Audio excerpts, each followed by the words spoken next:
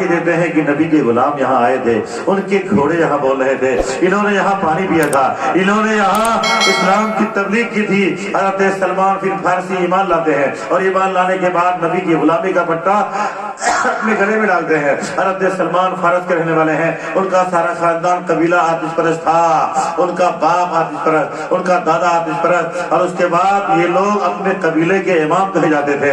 لیکن میرے سرکار کی بارگاہ میں آنے کے بعد کلمہ پڑھ لیا، اور جب میرے سرکار کی غلامی کا پٹا ڈالا تو حضرت سلمان فارسی سے مدینے کے رہنے والے تمام صحابہ پوچھتے ہیں، اے سلمان فارسی بتاؤ تمہارا باپ کون ہے، اے سلمان فارسی بتاؤ تمہارے دادا کون ہے، اے سلمان فارسی بتاؤ تمہارا قبیلہ کیا ہے، اے سلمان فارسی بتاؤ تمہارا خاندان کیا ہے۔ قسم خدا کی سلمان فارسی نے جو جواب دیا آج بھی اسلام کی تاریخ میں ہے۔ ایسے دیوانے ہیں نبی کے، ایسے جانشار ہیں نبی کے، ایسے چاہنے والے ہیں نبی کے، انہوں نے کہا ہمارے باپ کا نام اسلام ہے۔ سبحان اللہ، انہوں نے کہا ہمارے باپ کا نام اسلام ہے، ہمارے دادا کا نام اسلام ہے، ہمارے نانا کا نام اسلام ہے، ہمارے خاندان کا نام اسلام ہے، ہمارے قبیلے کا نام اسلام ہے۔ اگر مجھ سے پوچھو تو ہمارے زندگی کا نام اسلام ہے، ہمارا مشن اسلام ہے، اور ہماری بولی اسلام ہے، ہماری ہر سانس اسلامی سبحان اللہ۔ اتنی محبت ہو جائے تو ایک مسلمان ہزاروں کے اوپر بھاری ہے۔ سبحان اللہ۔ حضرت یہاں بیٹھے ہیں، ایک جملہ اور دیتا ہوں، اس وقت زیادہ ہو گیا اور ٹھنڈی کا موسم ہے۔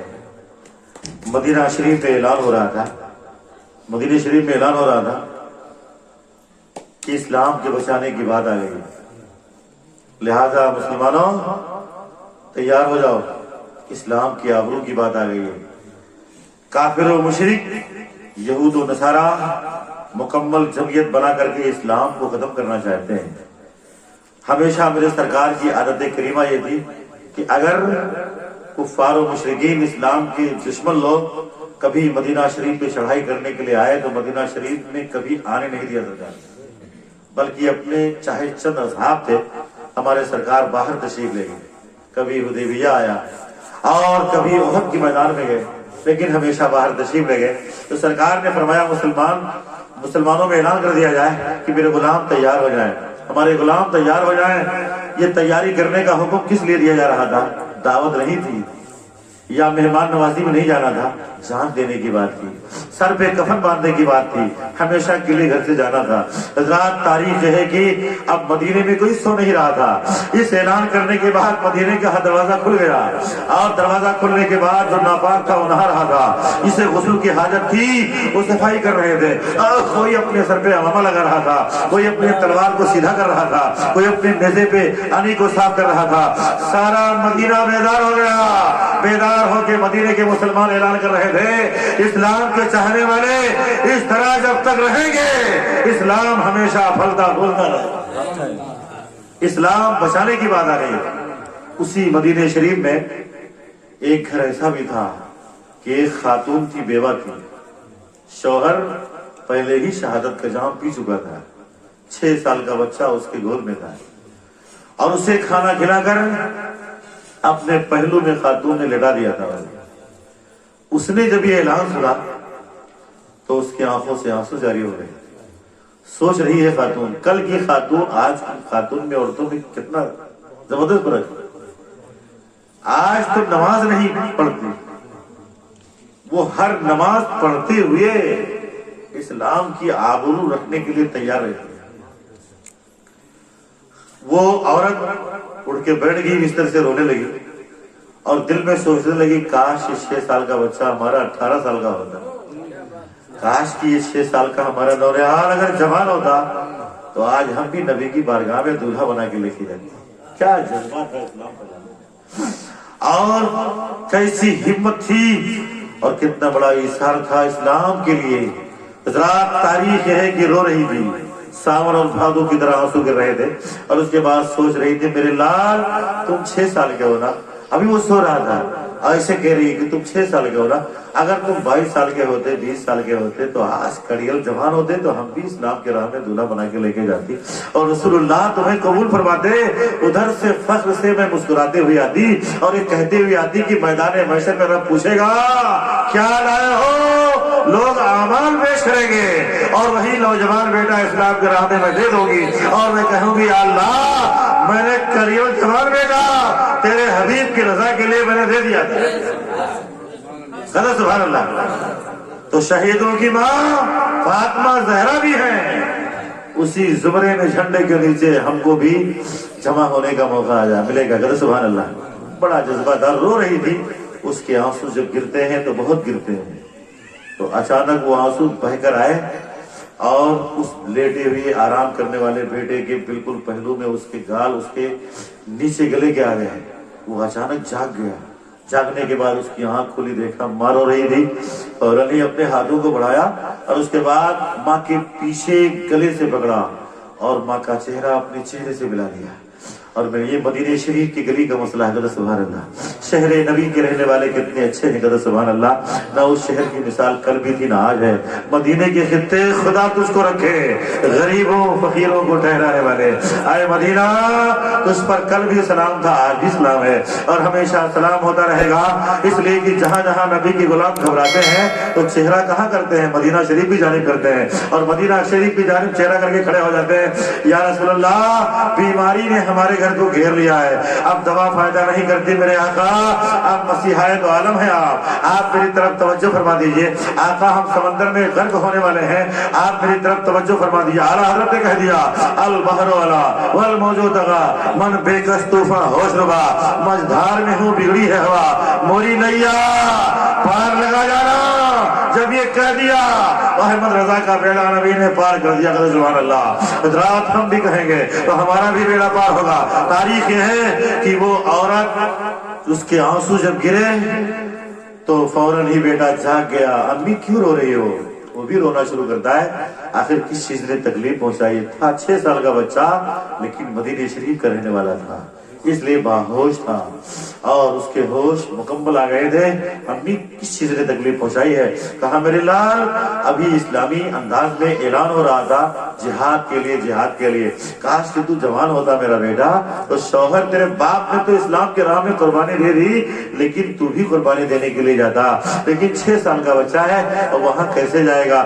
کاش کی جوان ہوتا، کاش کی بڑا ہوتا، کاش کی تیرے بازو میں طاقت ہوتی، شہزور ہوتا۔ تو مصطفیٰ کی بارگاہ میں دیکھو ادھر خاتون اپنے اپنے بیٹے کو لے کے جا رہے ہیں، کوئی شوہر لے کے جا رہا ہے، کوئی اپنا بیٹا لے کے جا رہا ہے، کوئی بھائی لے کے جا رہا ہے، کوئی اپنا پوتا لے کے جا رہا ہے، میں بھی آپ کو لے کے جاتا۔ بیٹے نے کہا امی رونے کی ضرورت نہیں ہے، آپ نے نہیں سنا ہے ہمارے سرکار بڑے دیالو ہیں، ان کی بارگاہ میں کوئی بھیک مانگنے کے لیے جاتا ہے تو ہمارے سرکار نے کسی کو واپس نہیں کیا ہے، چلو ہم ہی کو لے کے چلو۔ اور غسل کرتا ہے، سب سے اچھا کپڑا پہن لیا، سب سے بہترین بالوں میں کنگھی کر لیا، اب بہترین دلہا بن گیا۔ اس کے بعد ماں نے اپنے گود میں اٹھایا، اٹھانے کے بعد مسجد نبی کے قریب لے کے گئی۔ حضرت بلال حبشی ایک کام کے مامور تھے، میرے آقا نے فرمایا جو بھی مجاہد آئے ان کو مسجد میں داخل کراؤ اور سب میں بیٹھا دو۔ حضرت بلال حبشی نے دور سے دیکھا خاتون آ رہی ہے، یا رسول اللہ ایک خاتون آ رہی ہے۔ آقا دو عالم صلی اللہ علیہ وسلم نے ارشاد فرمایا وہ کون سی خاتون ہے؟ مدینہ شریف کے رہنے والی ہے، ان کے گود میں کوئی چیز ابھری ہوئی ہے۔ آقا دو عالم صلی اللہ علیہ وسلم نے فرمایا جب وہ قریب آ جائیں تو پوچھنا آنے کا مقصد کیا ہے۔ جب قریب آ گئی تو حضرت بلال حبشی نے کہا سرکار نے فرمایا آنے کا مقصد کیا ہے؟ انہوں نے آنچل اٹھا دیا، دیکھا تو 6 سال کا بچہ۔ سبحان اللہ۔ کئی سال کا بچہ؟ 6 سال کا بچہ ہے۔ تو حضرت بلال حبشی گئے سرکار کی بارگاہ میں، یا رسول اللہ 6 سال کا بچہ۔ آقا نے فرمایا اس کو بلا لاؤ۔ جب 6 سال کا بچہ اندر گیا ہوگا تو آپ تصورات کے ماحول میں آؤ، جتنے مجاہدین آئے تھے پوری مسجد میں سب حاضر تھے، سب کی نگاہیں 6 سال کے بچے کے اوپر پڑی ہوئی۔ کون آیا ہے؟ کیسے آیا ہے؟ اس کمسری میں کیسے آیا؟ اس کے بعد سب دیکھ رہے تھے۔ 6 سال کے بچے نے میرے آقا نے فرمایا جاؤ بیٹے واپس چلے جاؤ، اپنے ماں کے شفقت میں رہو، ان کی محبت میں رہو۔ جب جوان ہو جانا تو اسلام کے سپاہی بن جانا، جوان ہو جانا مجاہد بننا، جوان ہو جانا تو اسلام کی آبرو کے لیے کام آنا۔ لیکن بچہ رونے لگا، اس نے کہا یا رسول اللہ ہم یہاں آئے ہیں واپس جانے کے لیے نہیں، آپ ہمیں اپنے بارگاہ میں قبول کر لیجئے۔ آقا دو عالم صلی اللہ علیہ وسلم نے فرمایا میں نے قبول کر لیا ہے، جاؤ تمہاری شمولیت ہو گئی ہے، لیکن جاؤ جوان ہونے کے بعد اسلام کے راہ میں کام آنا اور اسلام کے راہ میں جہاد کرنا۔ اب بچے نے کہا یا رسول اللہ ہم واپس ہونے کے لیے نہیں آئے ہیں، میں نے یہ سنا ہے کہ میرے کریم سے اگر قطرہ کسی نے مانگا تو دریا بہا دیے ہیں، دریا بہا دیے ہیں۔ اے میرے آقا، ہماری والدہ منگتا بن کر آئی ہے اور وہ بھی اپنے لال 6 سال کے بچے کو دینے کے لیے آئی ہے، آپ اسے قبول فرما لیں۔ آقا عالم صلی اللہ علیہ وسلم نے ارشاد فرمایا کہ اے میرے غلام، 6 سال کے بچے سنو، اگر میدان جہاد میں تم جاؤ گے تو تمہاری خدمت کے لیے ایک اور جوان کرنا پڑے گا، ایک آدمی کی کمی ہو جائے گی اور وہاں میدان جہاد میں تلوار نہیں اٹھا پاؤ گے، میدان میں چل نہیں پاؤ گے، وہاں دوڑ نہیں پاؤ گے اور وہاں کام نہیں کر پاؤ گے، وہاں شہزوروں کی کام ہے، وہاں بڑے طاقتور کا معاملہ ہے اور وہاں بڑے بڑے دشمنوں کا مقابلہ ہوگا۔ اس چھوٹے سے مدینے کے بچے نے جو کہا، آج بھی حدیث شریف کے الفاظ میں سورہ حرفوں میں درج ہے، انہوں نے تمام صحابہ کے درمیان میں چھوٹے بچے نے کہا، یا رسول اللہ، میں نے دیکھا ہے کہ ہماری ماں جب صبح ناشتہ بناتی ہے اور کھانا بناتی ہے تو سب سے پہلے جب وہ آگ جلاتی ہے تو اس کا انتظام کرتی ہے، سب سے پہلے موٹی لکڑی نہیں رکھتی ہے، سب سے پہلے وہ پتلی لکڑی اور چھوٹی چھوٹی لکڑیوں کو رکھتی ہے، اس کے بعد جب چھوٹی چھوٹی لکڑیاں، پتلی پتلی لکڑیاں اور تنکے جب جلنا شروع ہو جاتے ہیں تو ہماری ماں ان کے صدقے سے موٹی لکڑی رکھتی ہے، پھر موٹی لکڑی چھوٹی لکڑی کے جلنے کے صدقے سے وہ بھی جلنا شروع ہو جاتی ہے۔ یا رسول اللہ، کہنے کا مقصد یہ ہے جب چولہا اس طرح ماں جلاتی ہے تو میدان محشر کا بازار گرم کرنا، میدان جنگ کا بازار گرم کرنا ہوگا اور وہاں گرمی لانی ہوگی، تو یا رسول اللہ وہاں بھی چھوٹے چھوٹے بچوں کو بھیج کر میدان گرم کیا جا سکتا ہے، تو یا رسول اللہ ہمیں وہاں لے کے چلیں، لڑائی کرنے سے پہلے، بازار گرم ہونے سے پہلے، سب سے پہلے مجھے جہاد کے میدان میں بھیج دیجئے تاکہ ہم قربان ہو جائیں اور میری قربانی سے جہاد کا میدان گرم ہو جائے، اس کے بعد بڑے بڑے پہلوان بعد میں جائیں گے۔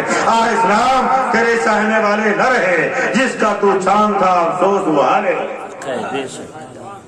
میرے آقا صلی اللہ علیہ وسلم نے مسکرایا اور تمام صحابہ مسکرا اٹھے۔ میرے آقا نے فرمایا، الحمدللہ، اسلام کی پرورش ہو رہی ہے، اسلام کے ماننے والے، اسلام سے محبت کرنے والے اس طرح ہیں۔ سبحان اللہ۔